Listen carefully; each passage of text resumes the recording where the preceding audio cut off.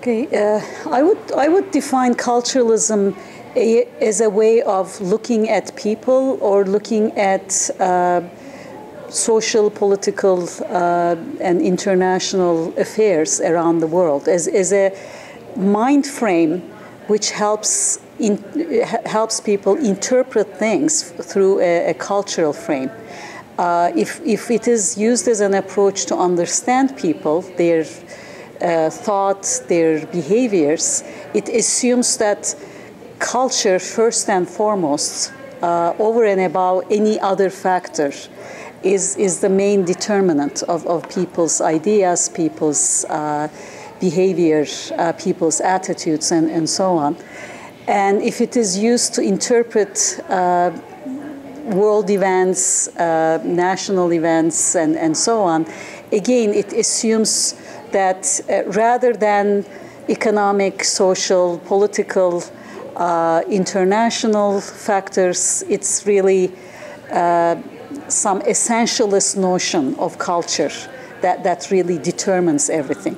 So I want to clarify that point about an essentialist notion of culture being very important in culturalism, in that culturalism, the ism part, also involves a notion of culture that's not really about lived culture, which always, of course, has to be explained in a social, economic, political context.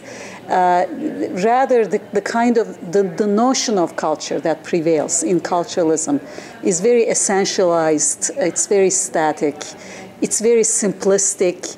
It assumes a homogeneity of culture and cultural practices across huge territories and over millions of people and so on. It's similar to this civilizational logic that we see in the Clash of Civilizations framework as framed by Samuel Huntington.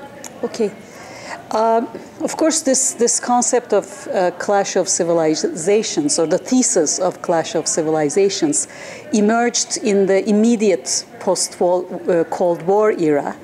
And it directly corresponds to, on the one hand, to an inability in a post-socialist and post-third world kind of world, in a unipolar world, an inability to think of any alternatives socially, economically, in terms of political structures, any alternatives to a capitalist world, or more specifically a neoliberal capitalist globalization.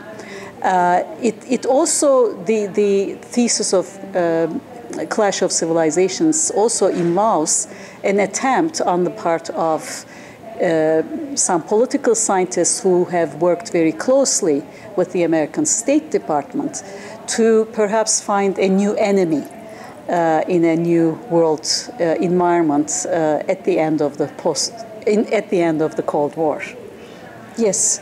I mean, in this particular context, in the last decade or two, Islam has become almost the embodiment and the best examples of the way culturalist framework has been applied to any phenomenon or to any people. But in other historical contexts, culturalist mind frame could be applied to other groups also. But I just want to perhaps correct one thing in what you just said. It's not just people who may self-identify as Muslim, but people who may have any kind of connection to Islam in terms of their background and so on, it seems like are being lumped together as part of the so-called Islamic world, which in itself is a very problematic concept. We are talking about billions of people around the world. We're talking about dozens of countries, very different historical, political traditions and so on, and very different relationships of individual people. on the basis of their rural-urban status, on the basis of their social class, and so on, in their relationship to religion. All of these things being lumped together all of the people being lumped together as representing one kind of Islam. Or alternatively, attempts to define good Muslims versus bad Muslims, but defining these terms purely in terms of geopolitical interests of mainly the United States. Okay, first to talk about what you have just called a crisis of democracy, and different people are calling it different names, the whole use of that term has varied enormously depending on who uses it. Some right-wing fundamentalists and right-wing populists may use it in a very different way than left-wing critics such as Sheldon Wolin. But nevertheless, if we are thinking about some of the references I gave yesterday to some of the recent critics, mostly coming from the left, to what they see as a weakening of democracy, a process of de-democratization, a process of apoliticization or taking place in Western countries. What they are referring to is basically something developing as a result of neoliberal forces on the one hand and securitization playing an influence on the other hand, as well as several different influences depending on which author you're talking about. A process in which the political arena is becoming more and more sterile, more and more devoid of any political content. So if we think about neoliberalism as an influence, we are thinking about, we're talking about market forces becoming the main determinant in how decisions get made, which means that if different alternatives, different visions that people may desire and develop do not fit into the market model, they are easily dismissed. The securitization phenomenon also influences this, obviously. If fear and concerns for security of some kind become the main concern, they overrule every other criteria for decision making or for the development of political alternatives. So as a result of these kinds of influences, what you find is that there is no political space left for people to, on the one hand, criticize the existing order, to bring up issues of equality and justice on the one hand, and or to develop alternatives to the existing order on the other hand.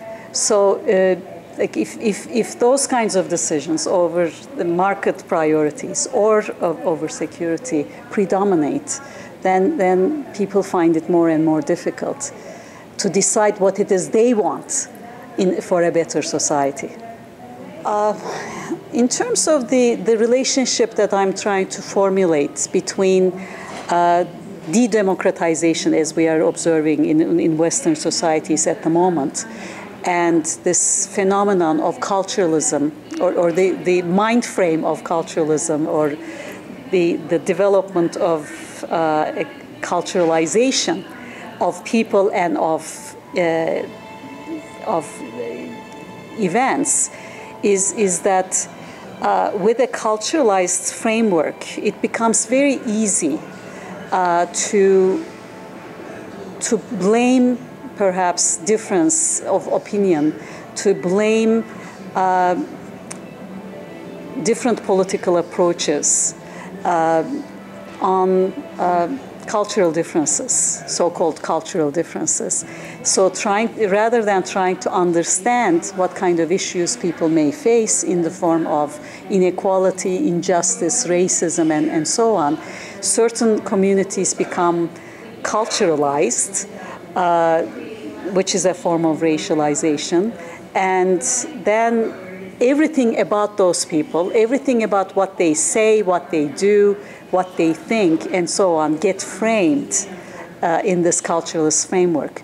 I think that culturalization of both people, as well as culturalization of as a framework to look at things, ends up, on the one hand, fragmenting the public sphere and fragmenting society in very serious ways, maybe bringing doubt on some very valid criticism and opinions coming from certain groups, on the one hand. And it also plays a part in determining what kind of issues may be brought to the fore as political issues in a society. What kind of issues are relevant politically? What kind of issues are discussable and changeable, and so on. It seems that many things that used to occupy the political agenda, at least to some degree, up until 10, 20 years ago, are falling off the political agenda. So in Quebec, the debates on the so-called reasonable accommodation might have been one of the most controversial issues in the last several years, whereas there were many other issues that could have come on the political agenda.